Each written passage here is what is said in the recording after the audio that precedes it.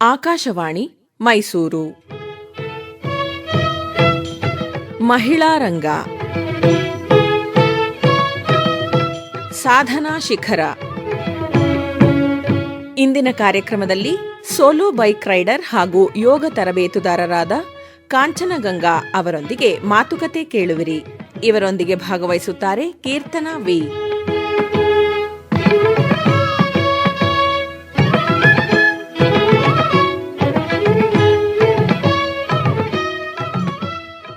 ಕೇಳುಗರಿಗೆಲ್ಲ ನಮಸ್ಕಾರ. ಇಂದಿನ ಮಹಿಳಾ ರಂಗದ ಸಾಧನಾ ಶಿಖರ ಕಾರ್ಯಕ್ರಮಕ್ಕೆ ತಮ್ಮೆಲ್ಲರಿಗೂ ಪ್ರೀತಿಯ ಸ್ವಾಗತ.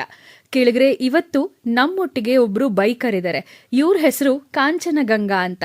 ಇವರು ಭಾರತದಾದ್ಯಂತ 21 ರಾಜ್ಯಗಳಲ್ಲಿ ಬೈಕ್ ಓಡಿಸೋದ್ರ ಮೂಲಕ ಇವರ ಛಾಪನ್ನ ಎಲ್ಲಾ ಕಡೆ ಹರಡಿಸಿದ್ದಾರೆ. ಇವರು ಇವತ್ತು ನಮ್ಮ ಜೊತೆ ಇರೋದು ನಮ್ಮೆಲ್ಲರಿಗೂ ಬಹಳ ಹೆಮ್ಮೆಯ ವಿಚಾರ ಅಂತ ಹೇಳ್ತಾ ಅವರನ್ನ ಮೊದಲು ನಮ್ಮ ಕಾರ್ಯಕ್ರಮಕ್ಕೆ ಸ್ವಾಗತಿಸೋಣ. ಮೇಡಮ್, ನಮ್ಮ ಕಾರ್ಯಕ್ರಮಕ್ಕೆ ಆತ್ಮೀಯವಾದ ಸ್ವಾಗತ. ನಮಸ್ಕಾರ, ಎಲ್ಲರಿಗೂ ತುಂಬಾ ಧನ್ಯವಾದಗಳು. ಮೇಡಮ್, ಇವಾಗ ಬೈಕ್ ಅಂದ ತಕ್ಷಣ ಎಷ್ಟೋ ಜನಕ್ಕೆ ಆ ಬೈಕ್ ಮೇಲೆ ಕೂತಿರುವಂತ ಹುಡುಗರು ಕಣ್ಮುಂದೆ ಬರ್ತಾರೆ ಹೊರತು ಹುಡುಗೀರು ಬೈಕ್ ಓಡಿಸೋದನ್ನ ತುಂಬಾ ಕಡಿಮೆ ನೋಡಿರ್ತಾರೆ. ಯಾಕೆ ನೀವು ಬೈಕರ್ ಆಗಬೇಕು ಅಂತ ಅನ್ಕೊಂಡ್ರಿ ಅಂತ ನಮ್ಮ ಕೇಳುಗರಿಗೆ ನೀವು ತಿಳಿಸ್ಕೊಡ್ಬಹುದಾ? ಇದು ತುಂಬಾ ಇಂಟ್ರೆಸ್ಟಿಂಗ್ ಸ್ಟೋರಿ. ಇದು ಶುರುವಾಗಿದ್ದು ಒಂದು ಬರ್ಗರ್ ಇಂದ. ನನಗೆ ಬರ್ಗರ್ ತಿನ್ಬೇಕು ಅಂತ ಆಸೆ ಇತ್ತು. ಅದು ಆ ಒಂದು ಲೊಕೇಶನ್ ಇದ್ದಿದ್ದು ಮಂಡ್ಯದಲ್ಲಿ. ಸೊ ಇಲ್ಲಿಂದ ಅಲ್ಲಿಗೆ ಹೋಗೋಕ್ಕೆ ನಂದು ಇದ್ದಿದ್ದು ಒಂದು ಸ್ಕೂಟಿ ಪೆಪ್. ಹೋಗ್ಬೋದಾಗಿತ್ತು ಅದರಲ್ಲಿ, ಬಟ್ ಫುಲ್ ಡೇ ತಗೊಳ್ಳೋದು. ಸೊ ನಾನು ನನ್ನ ಫ್ರೆಂಡ್ಸನ್ನು ಕೇಳಿದೆ, ಕರ್ಕೊಂಡೋಗಿ ಎಲ್ಲರೂ ನಿನ್ನ ಗಾಡಿ ಇಲ್ವಾ ಹೋಗು ಅಂತನೋರು. ಸೊ ನನ್ನ ಹತ್ರ ನಂದೇ ಬೈಕ್ ಇದ್ದಿದ್ರೆ ಬೇರೆಯವ್ರನ್ನ ನಾನು ಏನಕ್ಕೆ ಕೇಳ್ತಾ ಇದ್ದೆ ಅಂತ ಒಂದು ಥಾಟ್ ಬಂತು. ಅಂದ್ರೆ ಇಂಡಿಪೆಂಡೆನ್ಸ್, ಬೇರೆಯವ್ರ ಮೇಲೆ ಡಿಪೆಂಡ್ ಆಗಿ ಇಲ್ದೇ ಇರೋಂತ ಒಂದು ಯೋಚನೆ ಬಂತು. So that was my first point. ಅಲ್ಲಿವರೆಗೂ ಇಂಟ್ರೆಸ್ಟ್ ಅಂತೂ ಇತ್ತು, ಬಟ್ ನಂದೇ ನಾನು ಬೈಕ್ ತಗೊಂಡ್ರೆ ನಾನು ಎಲ್ಲಾದ್ರೂ ಹೋಗ್ಬೋದು, ಯಾರನ್ನು ಕೇಳೋ ಅವಶ್ಯಕತೆ ಇರಲ್ಲ, ಬೇರೆಯವ್ರ ಮೇಲೆ ಡಿಪೆಂಡ್ ಆಗೋ ಅವಶ್ಯಕತೆ ಇರಲ್ಲ ಅಂತ ಶುರುವಾಯ್ತು. ಓಕೆ, ನೀವು ಚಿಕ್ಕ ವಯಸ್ಸಿಂದ ಏನ್ ಡ್ರೀಮ್ ಇಟ್ಕೊಂಡಿದ್ರಿ? ಅಂದ್ರೆ ನಾನು ಈ ತರ ಆಗ್ಬೇಕು, ನಾನು ಈ ಪೊಸಿಷನ್ ಅಲ್ಲಿ ಇರ್ಬೇಕು ಒಂದು ದಿನ ಅಂತ ಏನಾದ್ರೂ ಒಂದು ಡ್ರೀಮ್ ಇತ್ತಾ ನಿಮ್ಗೆ? ಚಿಕ್ಕ ವಯಸ್ಸಲ್ಲಿ ಎಲ್ಲಾರು ಹೇಗೆ ಹೇಳ್ತಾರೆ, ನಾನು ಡಾಕ್ಟರ್ ಆಗ್ಬೇಕು, ಪ್ರೆಸಿಡೆಂಟ್ ಆಗ್ಬೇಕು, ಆ ತರದ್ದು ನಂದು ಕನ್ಸುಗಳಿತ್ತು. ಬಟ್ ಬೈಕರ್ ಆಗ್ತೀನಿ ಅಂತ ನಾನು ಯಾವತ್ತೂ ಯೋಚನೆ ಮಾಡಿರ್ಲಿಲ್ಲ. ಆದ್ರೆ ನಮ್ಮ ಅಪ್ಪನು ತುಂಬಾ ಬೈಕ್ ಓಡಿಸೋರು. ಆ ಒಂದು inspiration I think back of the head ಅಲ್ಲಿ ಇತ್ತು. ಸೊ ಸಮ್ವೇರ್ ಅದು ಪ್ರಮೋಟ್ ಮಾಡಿದೆ. ಅಂಡ್ ಹೇಳದ್ನಲ್ಲ, ಒಂದು ಫ್ರೀಡಮ್ ಇರುತ್ತೆ, ಒಂದು ಡಿಪೆಂಡೆನ್ಸಿ ಇರಲ್ಲ, ಆ ಒಂದು ಥಾಟ್ ಇಂದಾನೆ ಆಯ್ತು. ಅಂಡ್ ಅಫ್ ಕೋರ್ಸ್ ನಿಮ್ಗೆಲ್ಲರಿಗೂ ಗೊತ್ತು, ಹೆಣ್ಮಕ್ಳು ಅಂತಂದ್ರೆ ಹೇಗೆ ಬೈಕ್ ಓಡಿಸೋದನ್ನ ನೋಡ್ತಾರೆ ಅಂತ. ನಮ್ಮನೆಲ್ಲೂ ಹಾಗೆ ಇತ್ತು. ಇನ್ಫ್ಯಾಕ್ಟ್ ಕಲ್ತ್ಕೊಳ್ಬೇಕಾದ್ರೂ ಆಯ್ತು, ಕಲ್ತ್ಕೊಂಡೇನೋ ಆಗೋಯ್ತು, ತುಂಬಾ ಹಠ ಮಾಡಿ ಕಲ್ತ್ಕೊಂಡೆ. ಸೊ ಕಲ್ತ್ಕೊಂಡ್ ಆಗೋಯ್ತು, ಇನ್ನೇನು ಅಷ್ಟೇ ಅಂತ ಅನ್ಬಿಡ್ತಾ ಇದ್ರು. ಬೈಕ್ ಹೇಳಿದ್ರೆ ತಕೊಡ್ತಾ ಇರ್ಲಿಲ್ಲ. ಹುಡುಗಿರ್ ಬೈಕ್ ಓಡಿಸ್ಬಾರ್ದು, ಈ ಡೈಲಾಗ್ಸ್ ಎಲ್ಲರೂ, ನಮ್ದು ಎಕ್ಸ್ಟೆಂಡೆಡ್ ಫ್ಯಾಮಿಲಿ, ತುಂಬಾ ದೊಡ್ಡ ಫ್ಯಾಮಿಲಿ ನಮ್ದು, ಎಲ್ಲರೂ ಹಾಗೆ ಹೇಳೋರು. ನಮ್ಮ ಅತ್ತೆರು, ನಮ್ಮ ಅಜ್ಜಿ, ಎವ್ರಿವನ್ ಎಲ್ಲರೂ ಹೀಗೆ ಹೇಳೋರು, ಅಮ್ಮ ಅಪ್ಪ ಹೀಗೆ ಹೇಳೋರು. ಅದನ್ನ ಹಠ ಹಿಡಿದು ಕೂತ್ಕೊಂಡೆ. ಅಲ್ಲ, ನಿಮ್ಮ ತಂದೆ ಬೈಕರ್ ಆಗಿದ್ರು ಕೂಡ ಯಾಕೆ ನಿಮ್ಗೆ ಅಷ್ಟು ರಿಸ್ಟ್ರಿಕ್ಷನ್ಸ್ ಅಂತ ಅನ್ಸ್ತು? ನನ್ನ ತಂದೆ ಬೈಕರ್ ಆಗಿದ್ರು ಅವರು ನಾನ್ ಮಾಡಿರೋಷ್ಟು ಜರ್ನೀಸ್ ಮಾಡಿಲ್ಲ, ನಾನ್ ಹೋಗಿರೋಷ್ಟು ಡಿಸ್ಟೆನ್ಸ್ ಅವ್ರು ಇವತ್ತು ಕವರ್ ಮಾಡಿಲ್ಲ. ಇಲ್ಲ, ಸ್ವಲ್ಪ ಚಿಕ್ಕ ಪುಟ್ಟ ಒಂದು 200-300 ಕಿಲೋಮೀಟರ್ಸ್ ಅಷ್ಟು ಹೋಗಿ ಬರೋರು. ಅಂಡ್ ನಮ್ದು ಸೊಸೈಟಿಯಲ್ಲಿ ಇರುತ್ತಲ್ವಾ, ಗಂಡ್ ಮಕ್ಳು ಏನ್ ಮಾಡಿದ್ರು ತೊಂದರೆ ಇಲ್ಲ, ಎಷ್ಟು ದೂರ ಹೋದ್ರೂ ತೊಂದರೆ ಇಲ್ಲ, ಎಷ್ಟು ಹೊತ್ತಲ್ಲಿ ಹೋದ್ರೂ ತೊಂದರೆ ಇಲ್ಲ. ಹೆಣ್ಮಕ್ಳಿಗೆ ಯಾವಾಗ್ಲೂ ರಿಸ್ಟ್ರಿಕ್ಷನ್ಸ್ ಇರುತ್ತೆ. ನಾಳೆ ಅವಳು ಮದ್ವೆ ಆಗಿ ಹೋಗ್ಬೇಕು ಅನ್ನೋ ರಿಸ್ಟ್ರಿಕ್ಷನ್ಸ್ ಇರುತ್ತೆ. ಎಲ್ಲಿ ಹೋದ್ರೆ ಪಾಪ ಅವಳಿಗೆ ಏನಾಗತ್ತೆ, ಅವಳು ಕಷ್ಟಕ್ಕೆ ಸಿಗಾಕೊಂಡ್ರೆ ಯಾರು ಹೆಲ್ಪ್ ಮಾಡ್ತಾರಾ ಇಲ್ವಾ, ಅಥವಾ ಅವಳದು ಅಡ್ವಾಂಟೇಜ್ ತಗೊಳ್ತಾರ, ಇದೆಲ್ಲ ಮೈಂಡ್ ಸೆಟ್ ಇರೋದ್ರಿಂದ ನಮ್ದು ಬರ್ತೇನೆ ಅದೊಂದು ಮೈಂಡ್ಗೆ ಬಂದ್ಬಿಟ್ಟಿದೆ ಎಲ್ಲಾರ್ಗು. ಸೊ ಅದರಿಂದ ಒಪ್ತಾ ಇರ್ಲಿಲ್ಲ. ಈಗ ರಿಸ್ಟ್ರಿಕ್ಷನ್ಸ್ ಬಗ್ಗೆ ನೀವು ಮಾತಾಡ್ತಾ ಇದ್ರಿ ಮೇಡಮ್. ಈಗ ಹುಡುಗಿರು ಅಂದ ತಕ್ಷಣ ಸಾಮಾನ್ಯವಾಗಿ ಒಂದಷ್ಟು ರಿಸ್ಟ್ರಿಕ್ಷನ್ಸ್ ಲೋಕಾರೂಢಿಯಲ್ಲಿ ಬಂದ್ಬಿಟ್ಟಿರತ್ತೆ. ಆ ರಿಸ್ಟ್ರಿಕ್ಷನ್ಸ್ ನ ಮೀರಿ ಹೇಗೆ ನೀವು ಬೈಕ್ ಓಡಿಸೋದಕ್ಕೆ ಛಲ ತೊಟ್ರಿ ಅಂತ ಹೇಳ್ತೀರಾ? ಅದು ವಿಲ್ ಪವರ್ ಅಂತ ಹೇಳ್ಬೇಕು. ಅಂಡ್ ದೇವರ ಆಶೀರ್ವಾದ. ವಿಲ್ ಪವರ್ ಇಲ್ದೆ ನಾವೇನು ಮಾಡೋಕ್ಕಾಗಲ್ಲ. ಮೇನ್ ಆಗಿ ನಾನು ಭಯ ಬಿಟ್ಟೆ. ಈಗ ಹೋದ್ರೆ ಏನೋ ಆಗ್ಬಿಡತ್ತೆ. ಈಗ ನಾವು ನೋಡಿ, ಬೈಕ್ ಒಂದೇ ಅಲ್ಲ, ನೀವು ಕಾರಲ್ಲಿ ಹೋದ್ರೂ ಕಾರ್ ಬ್ರೇಕ್ ಡೌನ್ ಆಗಲ್ವಾ, ಬಸ್ಸಲ್ಲಿ ಹೋದಾಗ ಬಸ್ ಬ್ರೇಕ್ ಡೌನ್ ಆಗಲ್ವಾ, ಹಂಗೇನೆ ಬೈಕಲ್ಲಿ ಹೋದಾಗ್ಲೂ ಅಪ್ಸ್ ಅಂಡ್ ಡೌನ್ಸ್ ಆಗೇ ಆಗತ್ತೆ. ಬಟ್ ಆ ಭಯನ ಬಿಟ್ಟು ನಾವು ಮುಂದೆ ಹೋಗ್ಬೇಕು ಅನ್ನೋದು ನನ್ನಲ್ಲಿತ್ತು. ಅಂಡ್ ಆ ಭಯ ಬಿಟ್ಟು ನಾವು ಮುಂದೆ ಹೋಗ್ತೀವಲ್ಲ, ಅವಾಗ ಒಂದು ಸಿಗೋ ಒಂದು ಖುಷಿ, ಆ ಒಂದು ಸ್ಯಾಟಿಸ್ಫ್ಯಾಕ್ಷನ್ನೇ ಬೇರೆ. ಅಂಡ್ ಇದೊಂದು ರೋಡಲ್ಲಿ ನಾನು ಭಯ ಏನ್ ಬಿಡ್ತೀನಿ, ಅದೇ ನಾನು ಸ್ಟೇಜ್ ಮೇಲೂ ಬಿಡ್ತೀನಿ. ಸ್ಟೇಜ್ ಫಿಯರ್ ಹೋಗುತ್ತೆ. ಇದು ಒಬ್ಬರ ಹತ್ರ ಮಾತಾಡಬೇಕು, ಯಾವುದೋ ನೀವು ಬಿಸ್ನೆಸ್ ಪಿಚ್ ಮಾಡ್ತೀರಾ, ಒಬ್ಬರ ಹತ್ರ ಹೋಗ್ಬೇಕು, ಅಲ್ಲೂ ಭಯ ಇರುತ್ತೆ. ಸೊ ಈ ರೀತಿಯಲ್ಲಿ ಭಯ ಬಿಟ್ಟು ನಾವೇನ್ ಸಾಧಿಸಕ್ ಹೋದ್ರೂ ಅದು ಸಕ್ಸಸ್ಫುಲ್ ಆಗುತ್ತೆ. ಖಂಡಿತವಾಗ್ಲೂ ನೀವು ಆ ಭಯ ಬಿಟ್ಟು ಈಗ ಆಲ್ರೆಡಿ 21 ರಾಜ್ಯಗಳಲ್ಲಿ ಬೈಕ್ನ ಓಡಿಸಿದಿರಾ ಅಂತ ಕೇಳಿನೇ ನಮಗೆ ತುಂಬಾ ಖುಷಿ ಆಯ್ತು. ಒಂದು ಹೆಣ್ಣು ಮಗು ಅಂತ ತಗೊಂಡಾಗ ಸಾಕಷ್ಟು ಚಾಲೆಂಜಸ್ ಇರುತ್ತೆ. ಬೈಕ್ ಓಡಿಸ್ಕೊಂಡು ಹೋಗುವಾಗ ಎಲ್ಲಾ ಟೈಮು ಒಂದೇ ತರ ಇರೋದಿಲ್ಲ. ಆ ಚಾಲೆಂಜಸ್ನ ನೀವು ಹೇಗೆ ಫೇಸ್ ಮಾಡ್ತೀರಾ? ನಂದು ಫಸ್ಟ್ ಚಾಲೆಂಜ್ ಶುರುವಾಗಿದ್ದೆ ಆಕ್ಚುಲಿ ಒಬ್ರು ಪೊಲೀಸ್ ಅವರು ಸ್ಟಾಪ್ ಮಾಡಿದಾಗ ಹೆಲ್ಮೆಟ್ ಕೂಡ ಹಾಕಿದ್ದೆ.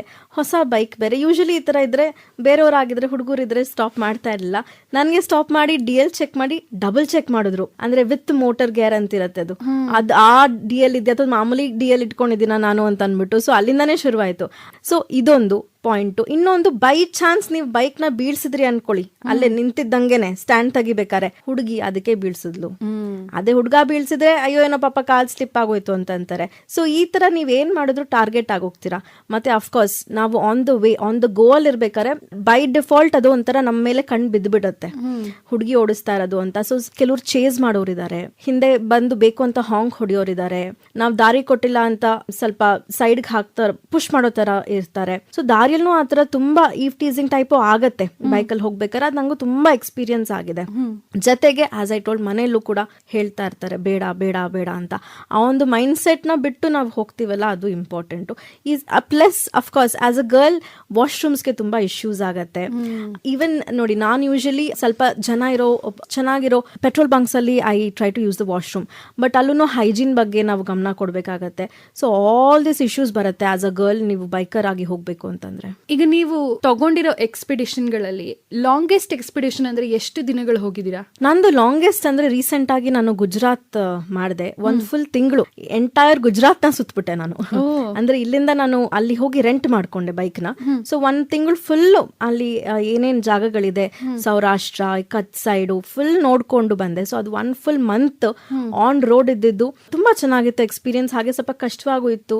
ಎವ್ರಿ ಸ್ಟೇಟ್ ಹೇಗೆ ಡಿಫ್ರೆಂಟ್ ಅಂತಂದ್ರೆ, ಸ್ವಲ್ಪ ಗುಜರಾತ್ ಅಲ್ಲಿ ಈ ಒಂದು ಸಿಂಗಲ್ ಹುಡುಗಿದು ಟೂರಿಸಂ ಸ್ವಲ್ಪ ಕಡಿಮೆ. ನಂಗೆ 2-3 ಕಡೆ ರೂಮ್ಸ್ ಕೊಡ್ಲಿಕ್ಕೆ ಒಪ್ಲಿಲ್ಲ ಅವರು, ನಾನು ಒಬ್ಳೆ ಹುಡುಗಿ ಇದೀನಿ ಅಂತ. ಬಟ್ ನೀವು ನೋಡಿ, ಈಗ ನಾರ್ತ್ ಈಸ್ಟ್ ಸೈಡ್ ಅಲ್ಲಿ ಇದು ತೊಂದ್ರೆ ಇಲ್ಲ, ಅಲ್ಲೆಲ್ಲ ತುಂಬಾ ಗ್ರೂಪ್ಸ್ ಎಲ್ಲ ಸ್ಟೇ ಮಾಡ್ಬೋದು, ತೊಂದ್ರೆ ಇಲ್ಲ. ಬಟ್ ಇಲ್ಲಿ ಈ ತರ ತೊಂದ್ರೆ ಆಯ್ತು. ಆ ಒಂದು ತಿಂಗಳು ನೀವು ಫ್ಯಾಮಿಲಿನ ಬಿಟ್ಟು ಇರೋದು ಒಂದ್ ಕಡೆ ಆದ್ರೆ, ನಿಮ್ಮ ಬೈಕ್ ಪ್ಯಾಷನ್ ಏನಿದೆ ಅದನ್ನ ಫಾಲೋ ಮಾಡೋದು ಇನ್ನೊಂದ್ ಕಡೆ ಆಗಿರತ್ತೆ.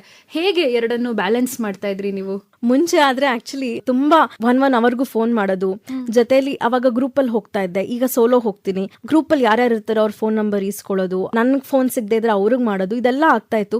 ಬಟ್ ಓವರ್ ಟೈಮ್ ಇಷ್ಟು ವರ್ಷಗಳಲ್ಲಿ ಅವ್ರಿಗೂ ಒಂದು ಟ್ರಸ್ಟ್ ಬಿಲ್ಡ್ ಆಗಿದೆ. ಓಕೆ, ಇವಳು ಹೋದ್ರೆ ಆರಾಮಾಗಿ ಬೈಕ್ ಓಡಿಸ್ಕೊಂಡು ಬರ್ತಾಳಪ್ಪ ಅನ್ನೋದಿರತ್ತೆ. ಸೊ ನಾನೇ ಅವ್ರಿಗೆ ಹೇಳ್ಬಿಡ್ತೀನಿ, ಹೊಡಕ್ ಮುಂಚೆ ಫೋನ್ ಮಾಡ್ತೀನಿ, ರೀಚ್ ಆದ್ಮೇಲೆ ನೋಡಪ್ಪ ಸೇಫ್ ಆಗಿ ರೀಚ್ ಆಗಿದ್ದೀನಿ, ತೊಂದ್ರೆ ಇಲ್ಲ ಅಂತ ನಾನೇ ಮಾಡ್ಬಿಡ್ತೀನಿ ಅವ್ರು ಮಾಡಕ್ ಮುಂಚೆ. ಸೊ ಈ ತರ ಮ್ಯಾನೇಜ್ ಮಾಡ್ಕೊಂಡು ಬರ್ತಾ ಇದ್ದೀನಿ. ಓಕೆ, ಅಲ್ಲಿ ನೀವು ಬೈಕ್ ಓಡಿಸುವಾಗ ಎಲ್ಲೋ ಒಂದ್ ಕಡೆ ಪೆಟ್ರೋಲ್ ಖಾಲಿ ಆಗೋದಿರಬಹುದು ಅಥವಾ ನಿಮ್ಮ ಬೈಕ್ ಬ್ರೇಕ್ ಡೌನ್ ಆಗೋದಿರ್ಬೋದು, ಇದನ್ನೆಲ್ಲ ನೀವು ಹೇಗೆ ಬ್ಯಾಲೆನ್ಸ್ ಮಾಡ್ತೀರಾ? ನಾನು 1 ಪಾಯಿಂಟ್ ಏನು ನೋಟಿಸ್ ಮಾಡಿ ಇಟ್ಕೊಳ್ತೀನಿ ಅಂತಂದ್ರೆ, ನಾನು ಆಫ್ಟರ್ ಸನ್ಸೆಟ್ ಓಡಿಸಲ್ಲ. ನಾಟ್ ಜಸ್ಟ್ ನನಗೆ ಪ್ರಾಬ್ಲಮ್ ಆಗುತ್ತೆ ಯಾರಾದ್ರೂ ಬೇರೆಯವರಿಂದ ಅಂತಲ್ಲ, ಇದೇ ಕಾರಣ. ನೀವೇನ್ ಕೇಳಿದ್ರಿ, ಪೆಟ್ರೋಲ್ ಆಗೋಗಿರ್ಬೋದು ಅಥವಾ ಪಂಚರ್ ಆಗಿರ್ಬೋದು. ಯೂಶಲಿ ಸನ್ಸೆಟ್ ಆದ್ಮೇಲೆ ಯಾರು ಮೆಕ್ಯಾನಿಕ್ಸು ಸಿಗಲ್ಲ. ಬಟ್ 90% ಆಫ್ ದ ಟೈಮ್ಸ್ ರೋಡಲ್ಲಿ ಜನ ಕೇಳಿದ್ರೆ ಹೆಲ್ಪ್ ಮಾಡೋರು ಇದಾರೆ. ನನ್ನೊಂದ್ಸತಿ ಹೀಗೆ ಕ್ಲಚ್ ಕಟ್ ಆಗೋಗಿತ್ತು, ಕೆಲವ್ರು ಸುಮ್ಮನೆ ನೋಡ್ಕೊಂಡು ಹೋಗೋರು ಇದಾರೆ, ಬಟ್ ಕೆಲವ್ರು ಹೆಲ್ಪ್ ಮಾಡೋರು. ಸೊ ಹೀಗೆ ಹೆಲ್ಪ್ ಮಾಡೋ ಜನ ಸಿಗ್ತಾರೆ. ವೆದರ್ ಹುಡುಗರಾಗ್ಲಿ ಹುಡುಗಿರಾಗ್ಲಿ, ತೊಂದ್ರೆ ಯಾವಾಗ ಬರುತ್ತೆ ಹೇಗ್ ಬರುತ್ತೆ ಅರ್ಥ ಆಗಲ್ಲ. ಎಸ್ಪೆಷಲಿ ಗರ್ಲ್ಸ್ಗೆ ಎಕ್ಸ್ಟ್ರಾ 1 ಪಾಯಿಂಟ್ ಅದು ಆಡ್ ಮಾಡ್ಕೊಳ್ಳೇಬೇಕು. ಸನ್ಸೆಟ್ ಆದ್ಮೇಲೆ ಓಡಿಸ್ತಾ ಇರೋದು, ಪೆಪ್ಪರ್ ಸ್ಪ್ರೇ ಇಟ್ಕೊಂಡಿರೋದು, ಇವೆಲ್ಲ ಪಾಯಿಂಟ್ಸ್ ನಾನು ನೋಟ್ ಮಾಡ್ಕೊಳ್ತೀನಿ ಯಾವಾಗ್ಲೂ. ಓಕೆ, ಈಗ ನೀವು 1 ತಿಂಗಳು ಹೋಗಿದ್ದೆ ಗುಜರಾತ್ಗೆ ಅಂತ ಹೇಳಿದ್ರಿ. ಈಗ ಎಷ್ಟೋ ಜನ ಹೆಣ್ಣು ಮಕ್ಕಳಿಗೆ ಈ ಮಂತ್ಲಿ ಸೈಕಲ್ ಟೈಮ್ ಏನಿರುತ್ತೆ, ಆ ಸೈಕಲ್ ಟೈಮ್ ಅಲ್ಲಿ ನಾನು ಮನೆ ಬಿಟ್ಟೇ ಹೊರಗೆ ಹೋಗಲ್ಲ ಅನ್ನೋಂಥವ್ರು ಕೂಡ ಇರ್ತಾರೆ. ನೀವೀಗ 1 ತಿಂಗಳಲ್ಲಿ ನಿಮ್ಮ ಆ ಟೈಮ್ನು ಕೂಡ ನೀವು ಅಲ್ಲೇ ಕಳೆದಿದ್ದೀರಾ ಅಂದ್ರೆ ಹೇಗೆ ಆ ಜರ್ನಿ ಇತ್ತು? ಇದು ಯಾವಾಗ್ಲೂ ಸ್ವಲ್ಪ ಒಂಥರ ತಲೆನೋವೆ. Any journey, any trip plan ಮಾಡ್ಬೇಕು ಅಂದ್ರೆ ನಾನು ನಂದು ಮಂತ್ಲಿ ಸೈಕಲ್ ನೋಡ್ಕೊಂಡೇ ಪ್ಲಾನ್ ಮಾಡ್ಬೇಕು, ಆ ತರ ಆಗೋಗುತ್ತೆ. ಸೊ ಇಲ್ಲೂ ಅಷ್ಟೇ, ಈ 1 ತಿಂಗಳಲ್ಲಿ ನಾನು ಏನ್ ಮಾಡಿದೆ ಅಂತಂದ್ರೆ, ಯೂಶಲಿ ನನಗೆ ಸ್ವಲ್ಪ ಮಾಮೂಲಿ ಬೆನ್ನೋವು, ಲೋವರ್ ಬೆಲಿ ಪೇನ್ ಬಂದೇ ಬರುತ್ತೆ. ಸೊ ಆ ದಿನ ನಾನು ಏನ್ ಮಾಡ್ತಾ ಇದ್ದೆ, 1 ಫುಲ್ ಡೇ ರೆಸ್ಟ್ ತಗೋಬಿಡ್ತಾ ಇದ್ದೆ. ನಾನು ಅಲ್ಲೆಲ್ಲರೂ ಹೋಟೆಲ್ ಅಲ್ಲೇ ಫುಲ್ ಸ್ಟೇ ಮಾಡ್ಬಿಡ್ತಾ ಇದ್ದೆ. ಸೊ ಈ ತರ ಮಾಡ್ಕೊಂಡು ನಾನು ಓಡಿಸ್ತಾ ಇದ್ದೆ. ಬಟ್ 1-2 ಡೇಸ್ ನನಗೆ ನಾನು ಟೈಮ್ ಕೊಟ್ಟು, ಬಿಕಾಸ್ ಅಷ್ಟು ಲಾಂಗ್ ಜರ್ನಿ ಎಲ್ಲ ನಮ್ ದೇಹನೂ ರೆಸ್ಟ್ ಕೇಳತ್ತೆ. ಸೊ ರೆಸ್ಟ್ ತಗೊಂಡು ನಾನು ಮುಂದಕ್ಕೆ ಹೋಗ್ತಾ ಇದ್ದೆ. ಈಗ ಗುಜರಾತ್ 1 ತಿಂಗಳು ನೀವು ಟ್ರಿಪ್ ಮಾಡ್ಕೊಂಡ್ ಬಂದ್ರಿ ಅಲ್ವಾ, ಅದು ಬಿಟ್ಟು ಈಗ ಬೈಕರ್ ಅಂದ ತಕ್ಷಣ ಎಲ್ರಿಗೂ ಒಂದು ಡ್ರೀಮ್ ಇರುತ್ತೆ, ಲೇ ಲಡಾಖ್ ಹೋಗ್ಬೇಕು ನಾನು. ಅದೊಂಥರ ಡ್ರೀಮು ಪ್ರತಿಯೊಬ್ಬರಿಗೂ ಇರುತ್ತೆ, ಅವ್ರ ಬೈಕರ್ ಆಗಿರ್ಲಿ ನಾನ್ ಬೈಕರ್ ಆಗಿರ್ಲಿ, ಆ ರೋಡಲ್ಲಿ ಒಂದ್ಸತಿ ನಾನ್ ಬೈಕಲ್ಲಿ ಹೋಗ್ಬೇಕಪ್ಪ ಅನ್ನೋಂಥ ಕನ್ಸಿರುತ್ತೆ. ನಿಮ್ಮ ಆ ಒಂದು ಎಕ್ಸ್ಪೀರಿಯನ್ಸ್ ಹೇಗಿತ್ತು ಅಂತ ನಮ್ ಜೊತೆ ಹಂಚ್ಕೋಬೋದಾ? ಎಸ್, ನಂದು ಲೇ Ladakh trip actually fully unplanned. ಅದರಿಂದ ನಂದು ಸೋಲೋ ಟ್ರಿಪ್ ಆಗೋಯ್ತು. ಪ್ಲಾನೇ ಇರ್ಲಿಲ್ಲ. ನನ್ನ ಸ್ಪಿತಿ ರೈಡ್ ಮುಗಿಸ್ ಬಂದಿದ್ದೆ. ಲದಾಖ್ ಮಾಡ್ಬೇಕು ಅಂತ ಮನ್ಸಲ್ಲಿತ್ತು. ರಜಾ ಸಿಗತ್ತಾ ಇಲ್ವಾ ಅಂತ ಹಾಗೆ ಅಲ್ಲಿಂದ ಅಲ್ಲೇ ಚಂಡೀಗಢಲ್ಲಿ ಇದ್ದೆ, ಚಂಡೀಗಢದಿಂದಾನೆ ಹೊರಟ್ಬಿಟ್ಟೆ ನಾನು ಲದಾಖ್ ಮಾಡ್ಲಿಕ್ಕೆ. ಸೊ ಏನು ಪ್ಲಾನ್ ಇರ್ಲಿಲ್ಲ, ರೋಡ್ ಮ್ಯಾಪ್ ಮಾಡಿರ್ಲಿಲ್ಲ. ಅಂಡ್ ಅವಾಗ ನಾನ್ ಮಾಡಿದ ಟೈಮಲ್ಲಂತೂ ಇಷ್ಟು ನೆಟ್ವರ್ಕ್ ಕವರೇಜಸ್ ಇರ್ಲಿಲ್ಲ. ಸೊ ಹೆಂಗೆ ಮುಂದೆ ರೋಡ್ ಹೆಂಗ್ ಹೋಗುತ್ತೋ ಹಂಗೆ ಅಂತ ಒಂದು ರಫ್ ಸ್ಕೆಚ್ ಮನ್ಸಲ್ಲಿತ್ತು, ಈ ಪಾಯಿಂಟ್ ಇಂದ ಈ ಪಾಯಿಂಟ್ ಅಂತ. ಇದನ್ನ ಮಾಡ್ಕೊಂಡು ಹೊರಟೆ. ತುಂಬಾ ಚೆನ್ನಾಗಿತ್ತು ಎಕ್ಸ್ಪೀರಿಯನ್ಸ್. ಅದು ಸೋಲೋ ಮಾಡಿದ್ದಂತೂ it was even more wonderful. Plus point ಏನು ಅಂತಂದ್ರೆ, ನಂದು ಒಂದು ಟೀ ಶರ್ಟ್ ಇತ್ತು, ಅದ್ರ ಹಿಂದೆ ಮೈಸೂರ್ ಅಂತ ಬರ್ಕೊಂಡಿದ್ದೆ. ಸೊ ನನ್ಗೆ ಅಲ್ಲಿ ಒಂದು ಕೆಲವರು ಫ್ಯಾಮಿಲೀಸ್ ಬಂದವ್ರು ಮೈಸೂರವ್ರು ಅದನ್ನ ನೋಡ್ ಬಂದ್ ಮಾತಾಡ್ಸಿದ್ರು. ಇನ್ ಕೆಲವು ಕಡೆ ಅಂತೂ ನಾನು ಒಬ್ಳೇ ಇದ್ದೆ ಅಂತ ಅಲ್ಲಿ ಒಂದು ಆರ್ಮಿ ಬೇಸ್ ಕ್ಯಾಂಪ್ ಅಲ್ಲಿ ನಮ್ಗೆ ಸ್ಟೇ ಕೊಟ್ಟಿದ್ರು. ಅಲ್ಲೇ ನಾವು ಟೆಂಟ್ ನ ಬುಕ್ ಮಾಡ್ಕೋಬೇಕಾಗಿತ್ತು. 10 ಜನ ಮಲ್ಕೊಳ್ಳೋ ಅಷ್ಟು ಟೆಂಟ್ ಜಾಗ ಅದು. ನಾನು ಒಬ್ಳೇ ಇದ್ದೆ. ತುಂಬಾ ಭಯ ಆಗಿತ್ತು ಅವಾಗಂತೂ. ಬಿಕಾಸ್ ಅದಕ್ಕೆ ಜಸ್ಟ್ ನಾವು ದಾರ ಕಟ್ಟೋ ತರ ಅಷ್ಟೇ, ಅಲ್ಲಿ ಲಾಕ್ ಗೀಕ್ ಏನೂ ಇಲ್ಲ. ಅಂಡ್ ಅಲ್ಲಿ ನಂತರ ತುಂಬಾ ಜನ ಇದ್ದಾರೆ, ಯಾರು ಹೇಗೆ ಏನೋ ಅರ್ಥ ಆಗಲ್ಲ. ಅವತ್ತಂತೂ ನಂಗೆ ಆಕ್ಚುಲಿ ನಿದ್ದೆ ಬಂದಿಲ್ಲ. ಹಾರ್ಡ್ಲಿ 1 hour ಕೂಡ ನಾನು ನಿದ್ದೆ ಮಾಡಿಲ್ಲ. ಬೆಳಗ್ಗೆ ಯಾವಾಗ ಆಗತ್ತೆ ಇಲ್ಲಿಂದ ನಾನು ಯಾವಾಗ ಹೊರಡ್ತೀನಿ ಅನ್ನಂಗೆ ಆಗೋಗಿತ್ತು. ಸೊ ಈ ತರ ಒಂದು ಎಕ್ಸ್ಪೀರಿಯನ್ಸು ಇತ್ತು. ಮತ್ತೆ ಆ ಮೌಂಟೇನ್ಸ್ ನೋಡ್ಲಿಕ್ಕೆ ಅಂತೂ ಎವ್ರಿ 100 ಕಿಲೋಮೀಟರ್ಸ್ ನಿಮ್ಗೆ ಬೇರೆ ಬೇರೆ ತರ ಆಗತ್ತೆ. ನೀವು ಲೇ ಅಂತ ರೀಚ್ ಆದ್ಮೇಲಂತೂ ಎವ್ರಿ 20 ಕಿಲೋಮೀಟರ್ಸ್ ನಿಮ್ಗೆ ಬೇರೆ ದೃಶ್ಯಗಳು ಸಿಗತ್ತೆ, ಮೌಂಟೇನ್ ವ್ಯೂಸ್ ತುಂಬಾ ಬೇರೆ ಬೇರೆ ತರ ಸಿಗತ್ತೆ. ತುಂಬಾ ಚೆನ್ನಾಗಿತ್ತು. ಐ ಥಿಂಕ್ ಎವ್ರಿಬಡಿ ಎಕ್ಸ್ಪೀರಿಯನ್ಸ್ ಮಾಡ್ಲೇಬೇಕು. ಹುಡುಗಿರಂತೂ 100% ಎಕ್ಸ್ಪೀರಿಯನ್ಸ್ ಮಾಡ್ಬೇಕು, ಭಯ ಬಿಟ್ಬಿಟ್ಟು. ಖಂಡಿತ ನಮ್ಮ ಹುಡುಗಿರು ಆದಷ್ಟು ಈ ಒಂದು ಭಯನ ಬಿಟ್ಟು ಅವರ ಪ್ರಪಂಚದಿಂದ ಆಚೆ ಬರ್ಲಿ ಅಂತಾನೆ ಕೂಡ ನಾವು ಆಶಿಸ್ತೀವಿ. ಹಾಗೆ ಈಗ ನೀವು ಲೇ ಲಡಾಖ್ ಹೋಗಿದ್ದು ಅನ್ಎಕ್ಸ್ಪೆಕ್ಟೆಡ್ ಆಗಿ ಅಂತ ಹೇಳಿದ್ರೆ ಸ್ಪಿಟಿ ವ್ಯಾಲಿ ಮುಗಿಸ್ಕೊಂಡು ಬಂದು ಅಂತ. ಆ ಸ್ಪಿಟಿ ವ್ಯಾಲಿ ಎಕ್ಸ್ಪೀರಿಯನ್ಸ್ ಹೇಗಿತ್ತು? ಎಷ್ಟು ದಿನದ ಎಕ್ಸ್ಪಿಡಿಷನ್ ಇತ್ತು ಅದು ನಿಮ್ದು? ಸ್ಪಿತಿ ಅಂತ ಆಕ್ಚುಲಿ ಲೇಕ್ ಅಂತ ನಂಗೆ ಸ್ಪಿತಿ ಇಷ್ಟ ಆಗಿದೆ. ಯಾರಾದ್ರೂ ನೀವು ಅಲ್ಲಿ ಕೇಳೋರು ಲದಾಖ್ ಹೋಗಿದ್ರೆ ನೀವು ಸ್ಪಿತಿ ಖಂಡಿತ ಮಾಡಿ ಅಂತ ಹೇಳ್ತೀನಿ. ಇಲ್ಲ ಅಂತಾನೆ ಫಸ್ಟ್ ಸ್ಪಿತಿ ಮುಗಿಸ್ಕೊಳ್ಳಿ ಅಂತ ಹೇಳ್ತೀನಿ. ಬಿಕಾಸ್ ಲದಾಖ್ ತುಂಬಾ ಕಮರ್ಷಿಯಲೈಸ್ ಆಗ್ಬಿಟ್ಟಿದೆ ಇವಾಗ. ಸ್ಪಿತಿ ಇನ್ನ ಅಷ್ಟ ಆಗಿಲ್ಲ. ಮತ್ತೆ ತುಂಬಾ ಟ್ರೆಚರಸ್ ರೋಡ್. ನೀವು ಅಲ್ಲಿ ಹೋದ್ರೆ ರೋಡ್ ಸೈಡ್ ಅಲ್ಲಿ ಸೈನ್ಸ್ ಹಾಕಿರ್ತಾರೆ, ವರ್ಲ್ಡ್ಸ್ ಮೋಸ್ಟ್ ಟ್ರೆಚರಸ್ ರೋಡ್ಸ್ ಅಂತ. ಸೊ ತುಂಬಾ ಆಫ್ ರೋಡಿಂಗ್ ಇರುತ್ತೆ. ಅಂದ್ರೆ ಬೈಕ್ ಎಂತೂಸಿಯಾಸ್ಟ್ ಅಂತೂ ತುಂಬಾ ಚೆನ್ನಾಗಿರೋ, ಅಂದ್ರೆ ಚೆನ್ನಾಗಿರೋ ರೋಡ್ಸ್ ಅವೆಲ್ಲ. ಬಟ್ ಅಲ್ಲಿ ಒಂದು ನಂಗೆ ಎಕ್ಸ್ಪೀರಿಯನ್ಸ್ ಏನಾಯ್ತು ಅಂತಂದ್ರೆ, ನಾವು ಚಂಡೀಗಢ ಕ್ರಾಸ್ ಮಾಡ್ಬೇಕಾದ್ರೆ ಒಂದು ಟೋಲ್ ಇತ್ತು. ಟೋಲ್ ನನ್ನ ಹಿಂದೆ ಬರ್ತಾರೋ ಬೈಕರ್ಸ್ ಎಲ್ಲ ತುಂಬಾ ಹಿಂದೆ ಇದ್ರು. ನಾನು ಮುಂದೆ ನಿಲ್ಸಿದ್ದೆ ನೀರ್ ಕುಡಿಯಕ್ಕೆ ಅಂತ. ಸ್ಟಾಪ್ ಮಾಡಿ ಜಸ್ಟ್ ಅವಾಗ ತಾನೆ ಇಳಿದೆ ಬೈಕ್ ಇಂದ. ನನ್ ಮುಂದೆ ಒಂದು ಲಾರಿ ಇತ್ತು, ಹಿಂದೆ ಅವಾಗ ತಾನೆ ಇನ್ನೊಂದು ಲಾರಿ ಬಂದ್ ನಿಲ್ಸಿದ್ರು. ಇವರಿಬ್ರು ಸೈನ್ ಮಾಡ್ಕೊಂಡು ಟೋಲ್ ಹತ್ರ ಇರೋ ಒಂದು ಲಾರಿಗೆ ನನ್ ಪಕ್ಕಕ್ಕೆ ಹಾಕೋ ತರ ಸೈನ್ ಮಾಡ್ತಾ ಇದ್ರು. ನನ್ ಲೆಫ್ಟ್ ಸೈಡ್ ಏನು ಇರ್ಲಿಲ್ಲ, ಲೆಫ್ಟ್ ಸೈಡ್ ಫುಲ್ ಖಾಲಿ ಇತ್ತು.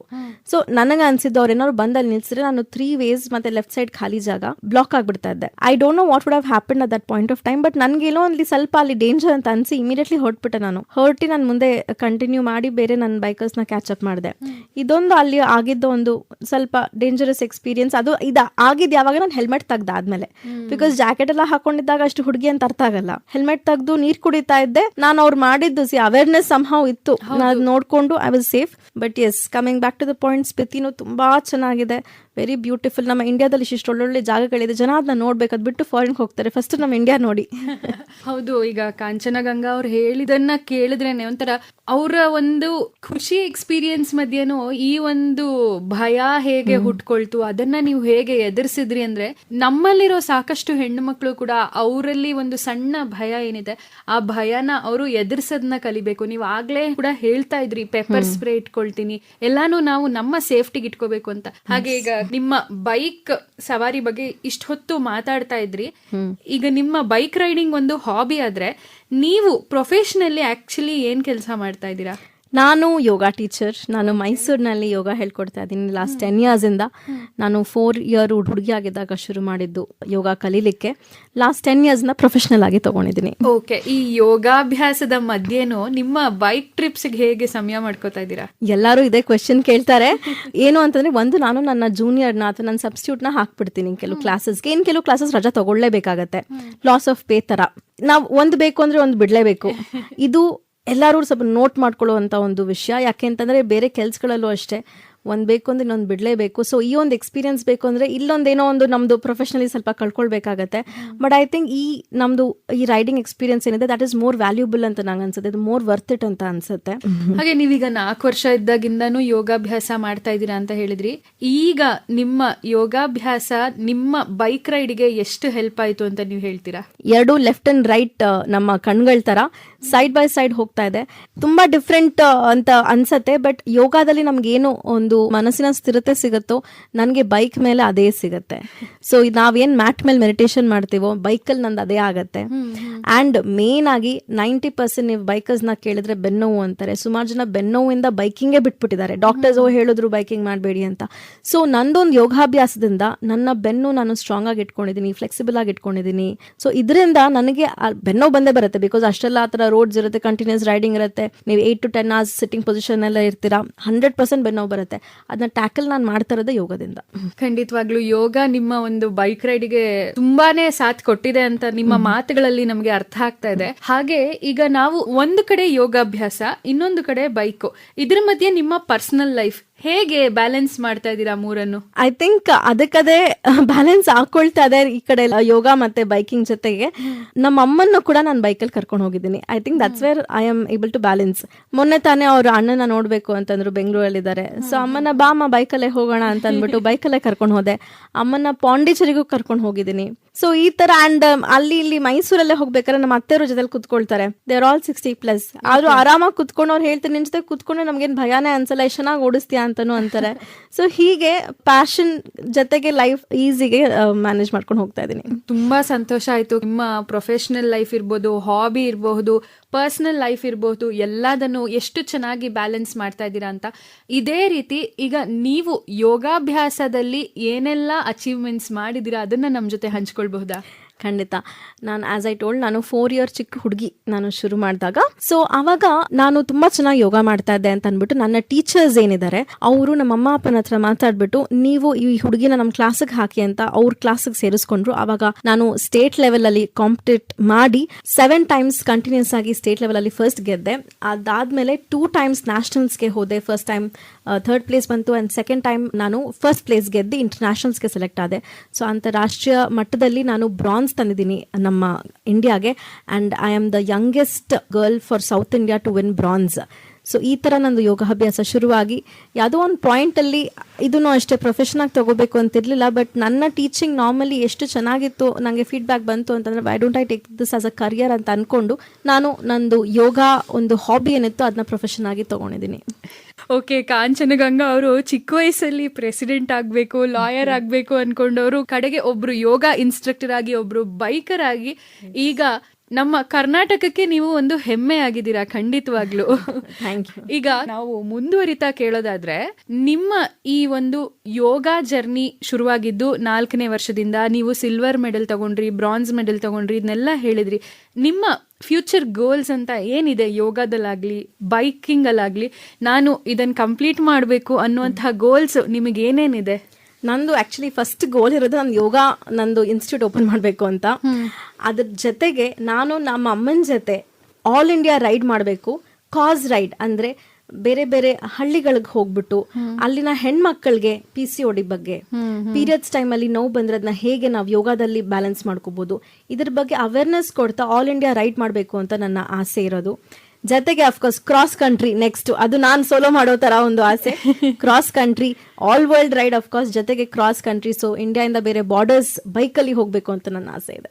ಓಕೆ, ಖಂಡಿತವಾಗ್ಲೂ ಆ ಎಲ್ಲಾ ಆಸೆಗಳು ಆದಷ್ಟು ಬೇಗ ಈಡೇರಲಿ. ಆ ವಿಷಯವಾಗಿ ನಾವು ನಿಮ್ಮನ್ನ ಮತ್ತೆ ಕರೆಸಿ ಇಂಟರ್ವ್ಯೂ ಮಾಡೋ ಹಂಗೆ ಆಗ್ಲಿ ಕಾಂಚನಗಂಗಾ ಅವರೇ.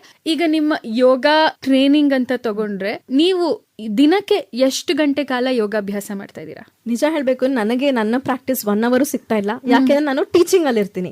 ಸೊ ಟೀಚಿಂಗ್ ಅಲ್ಲಿ ಇದ್ದಾಗ ಏನಾಗ್ಬಿಡುತ್ತೆ, ಇನ್ನೊಬ್ಬರಿಗೆ ಹೇಳ್ಕೊಡ್ಬೇಕಾದ್ರೆ ನಮ್ಮ ಗಮನ ಅವ್ರ ಮೇಲೆ ಇರುತ್ತೆ, ಅವ್ರಿಗೆ ಕರೆಕ್ಷನ್ಸ್ ಕೊಡೋದ್ರಲ್ಲಿ ಇರುತ್ತೆ. ಸೊ ನನ್ನ practice to be very frank ತುಂಬಾ ಕಡಿಮೆ ಆಗ್ಬಿಟ್ಟಿದೆ. So as a teacher I think ಅದೇ ಒಂದು ಕೊಟ್ರೆ ಒಂದು ಸಿಗುತ್ತೆ. ಸೊ ಒಬ್ಬರಿಗೆ ನೀವು ಹೀಲ್ ಮಾಡ್ತೀರಾ, ಒಬ್ರಿಗೆ ಹೇಳ್ಕೊಡ್ತೀರಾ ಅಂತಂದ್ರೆ this is what you have to pay ಅಂತ. ಸೊ ನಾನು ದಿನದಲ್ಲಿ ಆಲ್ಮೋಸ್ಟ್ ಒಂದು 8 classes ತಗೊಳ್ತೀನಿ. ಸೇವಾ ಜೊತೆಗೆ ಪ್ರೊಫೆಷನ್ ಆಗಿ ಪರ್ಸನಲ್ ಕ್ಲಾಸಸ್ ಮನೆಗೆ ಹೋಗಿ ಯೋಗ ಸ್ಪೆಸಿಫಿಕ್ ಆಗಿ, ಈಗ PCOD ಇರಬೇಕು, ಪೋಸ್ಟ್ ಪ್ರೆಗ್ನೆನ್ಸಿಗೆ ಇರ್ಬೋದು, ಬೆನ್ನೋಗೆ ತುಂಬಾ ಜನ ಬೆನ್ನೋಗಿ ಬರ್ತಾರೆ. ಆ್ಯಂಡ್ ಕೆಲವರು ಕೂತ್ಕೊಂಡು ಕೆಳಗಡೆ ಯೋಗ ಮಾಡೋಕ್ಕಾಗಲ್ಲ ಅಂದವ್ರಿಗೆ ಚೇರ್ ಯೋಗ ಹೇಳ್ಕೊಡ್ತೀನಿ. ಸೊ ಈ ಥರ ಬೇರೆ ಬೇರೆ ವೇಸಲ್ಲಿ ಯೋಗ ಹೇಳ್ಕೊಡ್ತಾ ಇದ್ದೀನಿ. ಹಾಗೆ ನೀವು ಬೈಕ್ ಓಡಿಸೋದನ್ನ ಯಾರಿಗಾದ್ರೂ ಹೇಳ್ಕೊಡೋದಿದ್ಯಾ? ಎಸ್, ಹೇಳ್ಕೊಟ್ಟಿದ್ದೀನಿ. ತುಂಬ ಜನ ಹೆಣ್ಮಕ್ಳು ಕೇಳ್ತಾ ಇದ್ದಾರೆ. ಸೊ ಹೋಪ್ಫುಲಿ ಬೇಗ ನಾನೊಂದು ಕ್ಲಾಸಸ್ ಶುರು ಮಾಡ್ಕೊಳ್ಳೋಣ ಅಂತ ಅನ್ಕೊಂಡಿದ್ದೀನಿ. ಸೊ ದಟ್ ನಾನು ಇನ್ಸ್ಟಾಗ್ರಾಮಲ್ಲಿ ರೀಲ್ಸ್ ಹಾಕ್ಬೇಕಾದ್ರೆ ಎಲ್ಲ ನಂಗೆ ಮೆಸೇಜ್ ಬರುತ್ತೆ, ಕ್ಯಾನ್ ಯು ಆಲ್ಸೋ ಟೀಚರ್ಸ್ ಅಂತ. ಇಲ್ಲ ಫ್ರೆಂಡ್ಸ್ ಆಫ್ ಫ್ರೆಂಡ್ಸ್ ಫೋನ್ ಮಾಡ್ತಾರೆ, ನಮಗೂ ಹೇಳ್ಕೊಡಿ, ಹೀಗೆ ಫೋನ್ ನಂಬರ್ ಕೊಟ್ಟರು, ನೀವು ಬೈಕ್ ಓಡಿಸ್ತಿರಲ್ಲ ಅಂತ. So hopefully I can reach more women. ಖಂಡಿತವಾಗ್ಲೂ. ಈಗ ಬೈಕಲ್ಲಿ ನೆಕ್ಸ್ಟ್ ಎಲ್ಲಿ ಪ್ಲಾನ್ ಇದೆ ನಿಮ್ದು? ಈಗ ನೆಕ್ಸ್ಟ್ ಉತ್ತರಾಖಂಡ್ ಪ್ಲಾನ್ ಇದೆ. ಫೆಬ್ರವರಿಯಲ್ಲಿ ಪ್ಲಾನ್ ಮಾಡ್ತಾ ಇದೀವಿ. ನಮ್ದು ಆಲ್ ಇಂಡಿಯಾ ಬೈಕರ್ಸ್ ಮೀಟ್ ಒಂದಿದೆ, ರೈಡಮೇನಿಯಾ ಅಂತ ಅಂದ್ಬಿಟ್ಟು. All over the country Riders ಬರ್ತಾರೆ, ಒಳ್ಳೊಳ್ಳೆ ರೈಡರ್ಸ್. ನಾನೇನ್ ಹೇಳಿದ್ದೀನಿ ಅದು ಜಸ್ಟ್ 10%. ಆ ತರ ರೈಡರ್ಸ್ ಬರ್ತಾರೆ. ಸೊ ಅವ್ರು ನನಗೆ ಇನ್ಸ್ಪಿರೇಷನ್. ನೇಪಾಳಿಂದ ಕೂಡ ರೈಡರ್ಸ್ ಬರ್ತಾರೆ. ಸೊ ಅದು ಇಯರ್ಲಿ ಒನ್ಸ್ ಆಗುವಂತ ಒಂದು ಕಾರ್ಯಕ್ರಮ. ಅಲ್ಲಿ ನಾವೆಲ್ಲ ಒಟ್ಟಿಗೆ ಮೀಟ್ ಆಗ್ತೀವಿ. ಒಂಥರ ಅದು ಗೆಟ್ ಟುಗೆದರ್ ಇವೆಂಟ್ ತರ. ಅದು ಎವ್ರಿ ಇಯರ್ ಬೇರೆ ಸ್ಟೇಟ್ ಅಲ್ಲಿ ಆಗುತ್ತೆ. ಸೊ ಈ ಸತಿ ಅದು ಉತ್ತರಾಖಂಡ್ ಅಲ್ಲಿ ಆಗ್ತದೆ. ಸೊ ಉತ್ತರಾಖಂಡ್ ದೇವಭೂಮಿ ರಿಷಿಕೇಶ್, ಗಂಗಾ ನನ್ನ ಹೆಸರು ಏನಿದೆ, ಗಂಗೆಯಲ್ಲಿದ್ದಾಳೆ. ಸೊ ಅವಳ ಹತ್ರ ಹೋಗೋಕೆ ನಂಗೆ ತುಂಬಾ ಎಕ್ಸೈಟ್ಮೆಂಟ್ ಇದೆ. ನಿಮ್ಮ ಮುಖದಲ್ಲಿ ಆ ಎಕ್ಸೈಟ್ಮೆಂಟ್ ಎದ್ದು ಕಾಣ್ತಾ ಇದೆ. ನೀವು ಆ ಎಕ್ಸ್ಪಿಡಿಷನ್ ಹೋಗಿ ಬಂದು ಅದರ ಸಕ್ಸಸ್ ಜರ್ನಿ ಕೂಡ ಇದೇ ರೀತಿ ಇರ್ಲಿ ಅಂತ ಆಶಿಸ್ತಾ, ಈಗ ಆಲ್ರೆಡಿ ನೀವು ಯಾವ ಸ್ಟೇಟ್ಸ್ ಅಲ್ಲಿ ಈ ತರ ಮೀಟ್ ಮಾಡಿದೀರಾ? ಆಕ್ಚುಲಿ ಶುರುವಾಗಿ ತುಂಬಾ ವರ್ಷಗಳಾಯ್ತು. ನಾನು ಶುರು ಮಾಡಿದ್ದು ಈ ಒಂದು ಮೀಟ್ಗೆ 2019 ಇಂದ. ಸೊ ರಾಜಸ್ಥಾನ ಆಗಿದೆ, ಆಂಧ್ರ ಆಗಿದೆ, ಶಿಲ್ಲಾಂಗ್ ಮಾಡಿದ್ವಿ, ಮೇಘಾಲಯ, ಅಂಡ್ ಈ ಸತಿ ಇದ್ದಿದ್ದು ಗುಜರಾತ್. ಸೊ ಇಷ್ಟು ಸ್ಟೇಟ್ಸ್ ನಾವು ಈ ಒಂದು ಇವೆಂಟ್ಗೆ ಕವರ್ ಮಾಡಿದೀವಿ. ಓಕೆ, ನಾನು ನಿಮ್ಮ ಓಪನಿಂಗ್ ಅಲ್ಲಿ ಹೇಳುವಾಗ 21 ರಾಜ್ಯಗಳಲ್ಲಿ ಬೈಕ್ ಓಡಿಸಿರುವಂತಹ ಕಾಂಚನ ಗಂಗಾ ಅವರು ಅಂತ ಹೇಳಿದೆ. ಆ 21 ರಾಜ್ಯಗಳಲ್ಲೂ ಏನಾದ್ರೂ ಒಂದು ವಿಭಿನ್ನತೆ ನಿಮಗೆ ಕಂಡಿರತ್ತೆ. ಹೇಗಿತ್ತು ಆ 21 ರಾಜ್ಯಗಳ ಒಂದು ಎಕ್ಸ್ಪೀರಿಯನ್ಸ್? ಹೌದು ನೋಡಿ, ಫಾರ್ ಎಕ್ಸಾಂಪಲ್ ನಾರ್ತ್ ಈಸ್ಟ್ ನಾನು ಪ್ಲಾನ್ ಮಾಡಿದ್ದು 1 ತಿಂಗಳಿಗೆ ಆಲ್ 7 ಸಿಸ್ಟರ್ಸ್ ಮಾಡೋಣ ಅಂತ. But each and every place ಎಷ್ಟು ಸುಂದರವಾಗಿತ್ತು ಅಂದ್ರೆ ನಾನು ಒಂದೊಂದಿನ ಎಕ್ಸ್ಟೆಂಡ್ ಮಾಡ್ಕೊಳ್ತಾ ಹೋದೆ. ಸೊ ನಾನು ಕವರ್ ಮಾಡಿದ್ ಬರೀ 3 ಸ್ಟೇಟ್. ಅವಾಗ ನೆಕ್ಸ್ಟ್ ಟೈಮ್ ಬಂದು 3 ಮಾಡ್ಕೊಳ್ಳೋಣ, ಇರೋದ್ರಲ್ಲಿ ನಾವು ನೋಡಿ ಅದನ್ನ ಅನುಭವಿಸೋಣ ಅಂತ ಅಂದ್ಬಿಟ್ಟು. ಸೊ ಈ ನಾರ್ತ್ ಈಸ್ಟ್ ವೆರಿ ಬ್ಯೂಟಿಫುಲ್, ತುಂಬಾ ಡಿಫ್ರೆಂಟ್ ಆಗಿದೆ. ಅಲ್ಲಿ ಜಾಸ್ತಿ ಇಂಗ್ಲಿಷ್ ಮಾತಾಡ್ತಾರೆ, ಮತ್ತೆ ಅಲ್ಲಿನ ಫುಡ್ಡೇ ಬೇರೆ. ಎಸ್ಪೆಷಲಿ ನಾಗಾಲ್ಯಾಂಡ್ ಏನಿದೆ, ಜನ ದೇ ಆರ್ ವೆರಿ ಗುಡ್. ಅಲ್ಲಿ ಹೆಡ್ ಹಂಟರ್ಸ್, ಅವರೆಲ್ಲ ಟ್ರೈಬಲ್ಸ್ ತರ. ಮುಂಚೆ ಹೆಡ್ ಹಂಟ್ ಮಾಡ್ತಾ ಇರುವಂತ ಜನ ಇವಾಗ ಆರಾಮಾಗಿ ನಮ್ ತರಾನೇ ಇರ್ತಾರೆ. ಸೊ ನಾರ್ತ್ ಈಸ್ಟ್ ಆ ಒಂದು ಇದೆ. ಅದೇ ನೀವು ಈ ಕಡೆ ನಾನು ಗುಜರಾತ್ ಹೇಳದ್ನಲ್ಲ, ಅಲ್ಲಿ ಈ ತರ ಸೋಲೋ ಹುಡುಗಿರು ರೈಡ್ ಮಾಡಿರೋದು ನೋಡಿರೋದೇ ಕಡಿಮೆ. ಆತರ ಬರುತ್ತೆ. ನೀವು ಅದೇ ಇನ್ನ ಡೌನ್ ಸೌತ್ ಹೋಗಿ ಅದು ಸ್ವಲ್ಪ ನಮ್ ತರಾನೇ ಇಲ್ಲ, ಕನ್ಯಾಕುಮಾರಿ ಸೈಡ್ ಎಲ್ಲ ನಾವ್ ಹೇಗಿದ್ದೀವೋ ಸ್ವಲ್ಪ ಅದೇ ತರಾನೇ. ಸೊ ಈ ತರ ಎವ್ರಿ ಸ್ಟೇಟ್ ಅದರದೇ ಒಂದು ಸ್ಪೆಷಾಲಿಟಿ ಇರುತ್ತೆ, ಅದರದ್ದೇ ಫುಡ್ ಸ್ಪೆಷಾಲಿಟಿ ಇರುತ್ತೆ. ಎಸ್ಪೆಷಲಿ ನಾನು ಇಲ್ಲಿಂದ ರಾಜಸ್ಥಾನ್ ರೈಡ್ ಮಾಡ್ಬೇಕಾದ್ರೆ 15 ದಿನದಲ್ಲಿ 10 ದಿನ ಪೋಹಾ ತಿಂದೀನಿ. ಸೊ ಈ 10 ದಿನ ಪೋಹಾ ಒಂದೊಂದು ಸ್ಟೇಟ್ ಅಲ್ಲಿ ಒಂದೊಂದ್ ತರ ಇತ್ತು. ಒಂದ್ ಕಡೆ ಈರುಳ್ಳಿ ಹಾಕ್ತಾ ಇದ್ರು, ಒಂದ್ ಕಡೆ ಹಾಕ್ತಾ ಇರ್ಲಿಲ್ಲ, ಒಂದ್ ಕಡೆ ಟೊಮ್ಯಾಟೊ ಹಾಕೋರು, ಒಂದ್ ಕಡೆ ಬರೀ ಪೊಟ್ಯಾಟೊ ಹಾಕೋರು. ಈ ತರ ಒಂದ್ ಪೋಹಾನೇ ತುಂಬಾ ಡಿಫ್ರೆಂಟ್ ಆಗಿರೋದು ಬೇರೆ ಬೇರೆ ಪ್ಲೇಸ್ ಇಂದ. So every state is very beautiful. ಅದೇ ನಮ್ದು ಸ್ಪೆಷಾಲಿಟಿ ಇಂಡಿಯಾದು. Correct, unity in diversity. Unity in diversity. ನೀವು ಎಲ್ಲಿ ಹೋದ್ರು ಅದು ಇನ್ನೊಂದು ಡಿಫ್ರೆಂಟ್ ಆಗಿರುತ್ತೆ, ಸ್ಪೆಷಲ್ ಆಗಿರುತ್ತೆ. ಆ ಸ್ಪೆಷಲ್ನೆಸ್ ನ ನೀವು ಅನುಭವಿಸಿದ್ದು ನಿಜವಾಗ್ಲೂ ನಿಮ್ದೊಂಥರ ಲಕ್ಕಿನೆಸ್ ಅಂತ ಹೇಳ್ಬೋದು ನಾವು. ಹಾಗೆ ಈಗ food okay, temperature okay, roads ಹೇಗಿರ್ತಾ ಇತ್ತು ನಿಮಗೆ? ಎಲ್ಲಾ ಕಡೆನೂ ಒಂದೇ ತರ ಇರ್ಬೇಕು ಅಂತ ಇಲ್ಲ. ಹೇಗಿರ್ತಾ ಇತ್ತು ನಿಮ್ಮ ಒಂದು ಎಕ್ಸ್ಪೀರಿಯನ್ಸ್ ಆ ರೋಡ್ಗಳಲ್ಲಿ? Most of the highways are good. ಅದೇ ಈಗ ನೋಡಿ ನಾನು ಹೇಳಿದ ನಾರ್ತ್ ಈಸ್ಟ್ ಅಂತ ಅಂದ್ಬಿಟ್ಟು, ಅಲ್ಲಂತೂ ಒಂದು ಜಾಗ ಹೇಗಿತ್ತು, ನನ್ನ ಕಣ್ಣಲ್ಲಿ ನೀರ್ ಬರ್ತಾ ಇತ್ತು ಹೆಲ್ಮೆಟ್ ಒಳಗಡೆ. ನಾವು ರೈಡ್ ಶುರು ಮಾಡ್ಬಿಟ್ಟಿದೀವಿ ನಾಗಾಲ್ಯಾಂಡ್ ಅಲ್ಲಿ. ಎಲ್ಲಿವರೆಗೂ ಕಣ್ಣಲ್ಲಿ ರೋಡ್ ಕಾಣಿಸುತ್ತೋ ಅಲ್ಲಿವರೆಗೂ ದಪ್ಪ ದಪ್ಪ ದಪ್ಪ ಕಲ್ಗಳು. ಎಷ್ಟು ದೂರ ಇನ್ನೆಷ್ಟು ದೂರ ಕ್ಲಚ್ ಹಿಡಿಯೋದು ಮಾಡೋದು ಗೊತ್ತೇ ಆಗ್ತಾ ಇರ್ಲಿಲ್ಲ, ಅಷ್ಟು ಹಾರಬಲ್ ಆಗಿತ್ತು ರೋಡು. ಅಂಡ್ ಎಲ್ಲಿಗೆ ಎಂಡ್ ಆಗತ್ತೆ ಅಂತ ಗೊತ್ತಿಲ್ಲದೆ ಅದೊಂಥರ ಏನಪ್ಪಾ ಈ ರೋಡ್ ಹಿಂಗಿದೆ, ಅರ್ಧ ಮುಂದೆ ಬಂದ್ಬಿಟ್ಟಿದೀನಿ, ಹಿಂದೆ ಹೋಗಕ್ಕೂ ಆಗಲ್ಲ, ಈಗ ಮುಂದೆ ಮುಗ್ಸಕ್ಕೆ ಇನ್ನ ಟೈಮ್ ತಗೊಳತ್ತಲ್ಲ, ಇಷ್ಟು ಟೈಮ್ ನಾನು ಓಡ್ಸಕ್ಕೆ ನನ್ನ ಕೈಯಲ್ಲಿ ಸ್ಟ್ರೆಂತ್ ಇರತ್ತಾ ಅಂತ ಆಗೋಗಿತ್ತು. ಸೊ ಈ ರೋಡ್ಸ್ ಹಿಂಗಿತ್ತು. ಅದೇ ನೋಡಿ ನೀವು ಕನ್ಯಾಕುಮಾರಿ ಸ್ಟ್ರೆಚ್ ಅಂದು ತುಂಬಾ ಸುಂದರವಾಗಿದೆ, ಒಳ್ಳೆ ಹೈವೇ ಇದೆ. ಸೊ ಈ ತರ ಇದೆ, ಹೈವೇಸ್ ಚೆನ್ನಾಗಿ ಮಾಡ್ಬಿಟ್ಟಿದ್ದಾರೆ. ಎಕ್ಸ್ಟ್ರೀಮ್ ಎಂಡ್ಸ್ ಏನಿದೆ ಅದು ಅಷ್ಟು ಚೆನ್ನಾಗಿಲ್ಲ, ಅದನ್ನ ಇನ್ನ ಇಂಪ್ರೂವ್ ಮಾಡ್ಬೇಕು. ಓಕೆ, ರೋಡ್ ಎಲ್ಲ ಒಂದ್ ಕಡೆ ಆದ್ರೆ ಯಾವ ರೀತಿ ಬೈಕ್ ನ ಯೂಸ್ ಮಾಡ್ಬೇಕು ಅನ್ನೋದು ಇನ್ನೊಂದ್ ಕಡೆ ಆಗಿರುತ್ತೆ. ನೀವು ಎಲ್ಲಾ ಕಡೆಗೂ ಒಂದೇ ರೀತಿ ಬೈಕ್ ನ ಯೂಸ್ ಮಾಡ್ತೀರಾ ಅಥವಾ ಹೇಗೆ ನೀವು ಬೈಕ್ ನ ಸೆಲೆಕ್ಟ್ ಮಾಡಿದೀರಾ? ಇದ್ರ ಬಗ್ಗೆ ನಮ್ಗೆ ಹೇಳ್ಬೋದಾ? ಎಸ್. ಸೊ ಫಸ್ಟ್ ನಾನು ಕಲ್ತಿದ್ದು ನಮ್ಮ ಅಪ್ಪನ ಬೈಕಲ್ಲಿ. ಅದು CT100 ಅಂತ, ನಿಮ್ಗೆ ಜ್ಞಾಪಕ ಇದೆಯೋ ಇಲ್ವೋ, ಸಖತ್ತಾಗಿ ಮೈಲೇಜ್ ಕೊಡೋದು. ಐ ವಿಶ್ ಇವತ್ತವರೆಗೂ ಆ ಬೈಕ್ ಇದ್ದಿದ್ರೆ ಅಂತ. ಸೊ ಅದು ಈಸಿ ಬೈಕ್, ಅದು ಸ್ವಲ್ಪ ಶಾರ್ಟ್ ಆಗಿದೆ, ವೇಟ್ ಕಡಿಮೆ ಇದೆ, ಆರಾಮಾಗಿ ಕಲ್ತ್ ಬಿಡ್ಬೋದು.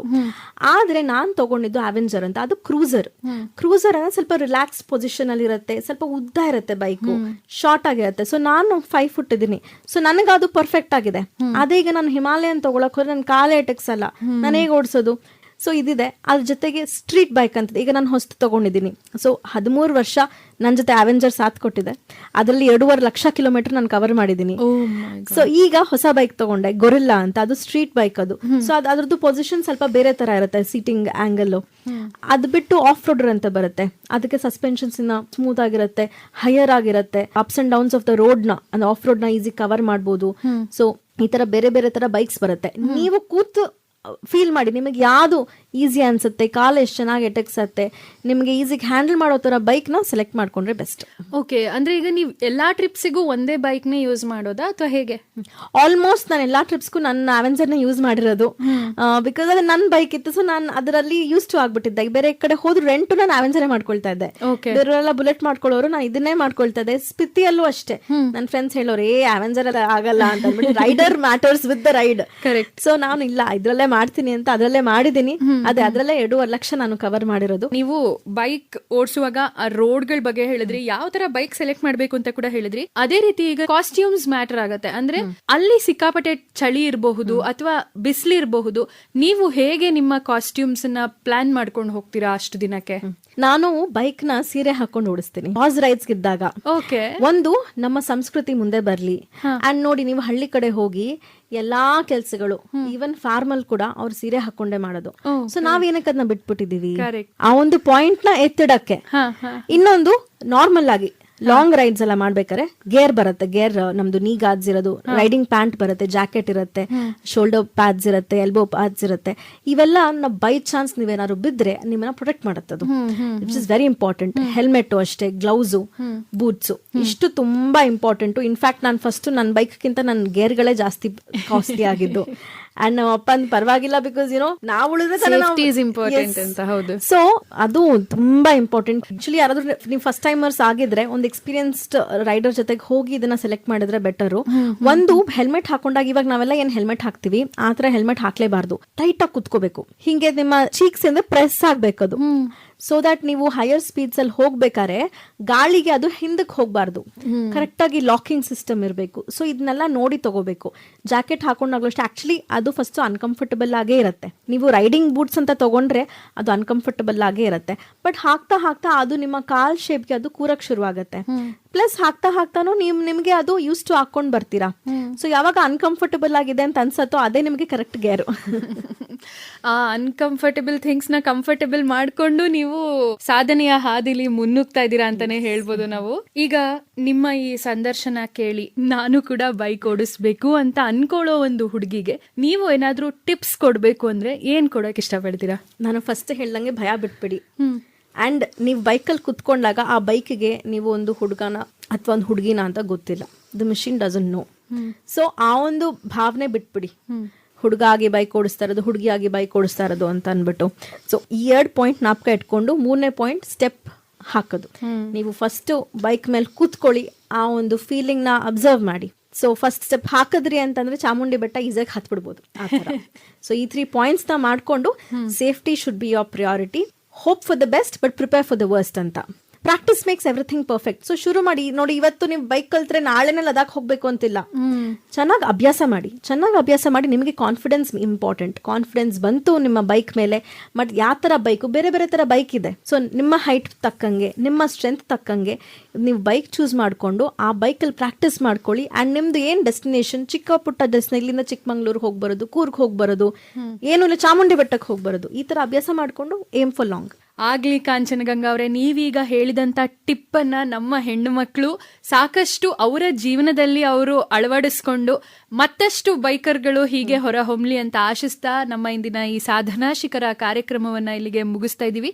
ಇಷ್ಟು ಹೊತ್ತು ಆಕಾಶವಾಣಿಗೆ ಬಂದು ನಮ್ಮ ಜೊತೆ ಸಮಯ ಕಳೆದಿದ್ದಕ್ಕೆ ಆಕಾಶವಾಣಿಯ ಪರವಾಗಿ ಹಾಗೂ ನನ್ನ ಪರವಾಗಿ ಹೃತ್ಪೂರ್ವಕ ಧನ್ಯವಾದಗಳು. ನಮಸ್ಕಾರ. ತುಂಬಾ ಥ್ಯಾಂಕ್ ಯು. ಇಲ್ಲಿ ಬಂದು ನಾನು ನನ್ನ ಎಕ್ಸ್ಪೀರಿಯನ್ಸ್ ಹೇಳ್ಕೊಂಡಿದ್ದಕ್ಕೆ ಎಲ್ಲ ಲಿಸ್ನರ್ಸ್ಗೂ ನನ್ನ ಧನ್ಯವಾದಗಳು. It is my honor to be here. Namaste.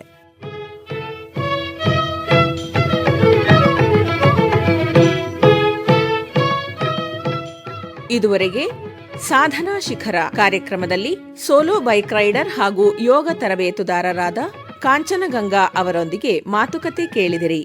ಇವರೊಂದಿಗೆ ಭಾಗವಹಿಸಿದ್ದವರು ಕೀರ್ತನಾ ವಿ. ಇದು ಇಂದಿನ ಮಹಿಳಾ ರಂಗ.